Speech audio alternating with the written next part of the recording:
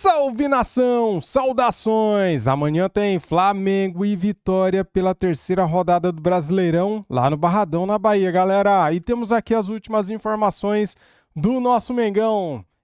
O Flamengo já viajou, está na Bahia, temos aqui a lista de relacionados, tem desfalques, jogador importante desfalcando o Flamengo nessa rodada contra o Vitória, tá? Então fica no vídeo até o final para você não perder nada. Deixa o like, se inscreva no canal e ative o sininho. Quero dar os créditos aqui para o Grupo Disney, canal ESPN Brasil.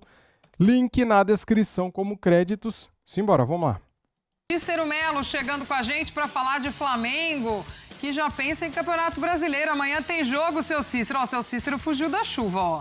Seja bem-vindo. Um beijo para você, amigo.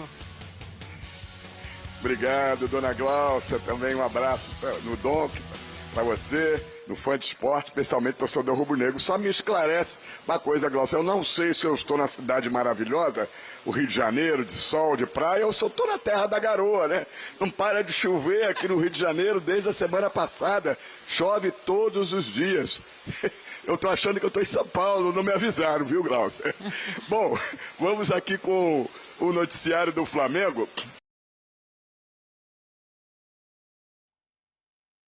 O Flamengo pousou agora há pouco em Salvador, 4h20, há cerca de 40 minutos, pousou lá no aeroporto em Salvador para este jogo que abre a terceira rodada do Campeonato Brasileiro, nesta terça-feira, 9h30 da noite, no estádio Barradão, lá em Salvador. O Flamengo vai jogar contra o Vitória.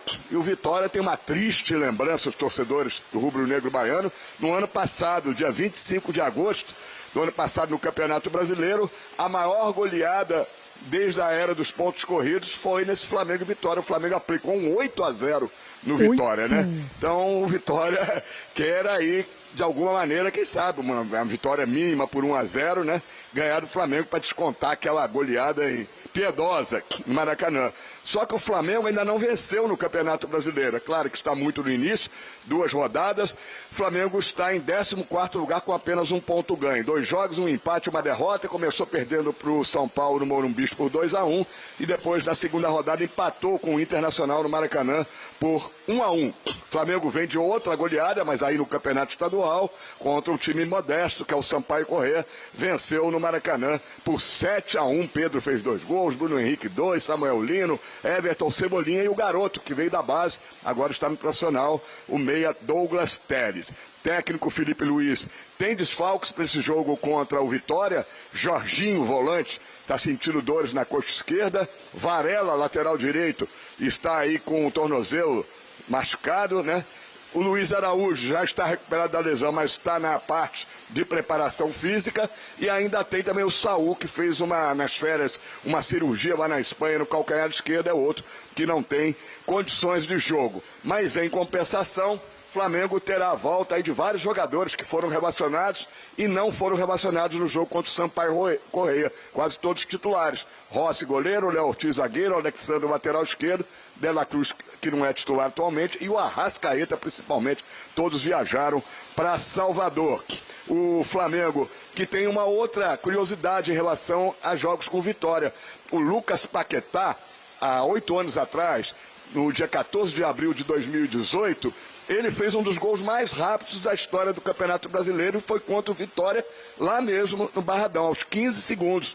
O jogo foi 2-2, 15 segundos com passe, vejam vocês, de Vinícius Júnior, que está lá no Real Madrid já há um bom tempo. Paquetá, que em 2018 fez 12 gols em 56 jogos, deu 6 assistências e acabou depois indo para o Milan da Itália, Lyon da França e por último estava no West Ham da Inglaterra. Como última informação do Flamengo, o volante Alan está nessa negociação com o Corinthians. O empréstimo seria até o final do ano, sem preço do passe fixado, né? Sem preço dos direitos econômicos fixados.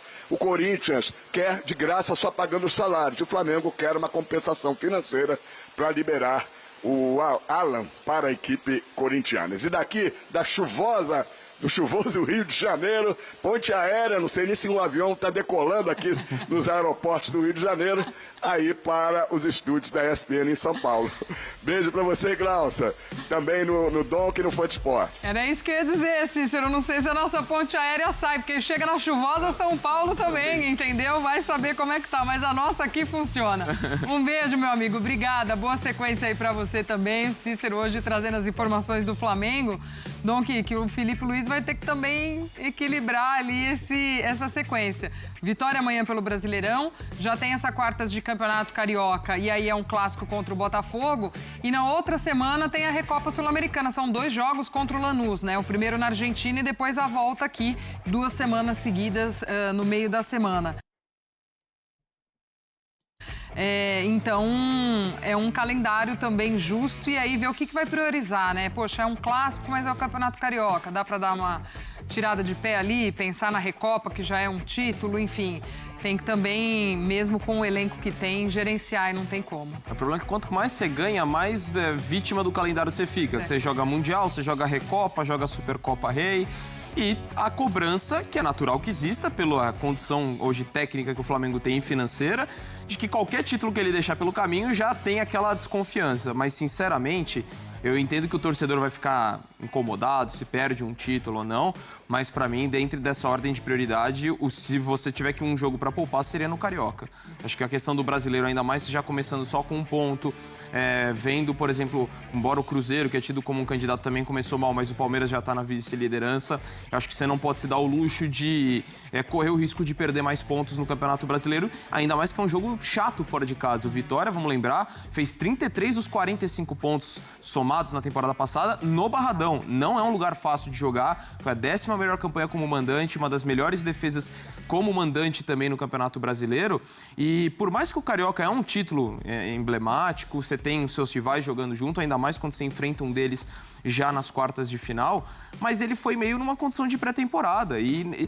Mas o Flamengo investe, tem vários elencos, mas ele não teve mal, teve férias. O Flamengo estreou no Carioca, no dia seguinte os titulares estavam se reapresentando. Acelerou o planejamento, né, Exato, Donk? então, porque assim, era outro planejamento também, já chega com esse planejamento mudado, né? Perfeitamente, Glaucia. E assim, por mais que tenha dinheiro, não dá pra você abraçar tudo isso dessa forma. Então, a meu ver, por mais que você corra um risco, por mais que seja um clássico, dentro da ordem de prioridade de uma Recopa e do Campeonato Brasileiro, que é o principal objetivo, eu colocaria... Ainda mais porque o time do Flamengo, você tem boas peças, né? Você consegue rodar e manter muita qualidade. Então, eu levaria entre esses 3 próximos compromissos, se você tiver que fazer um ajuste para poupar em determinado momento, para mim seria no estadual.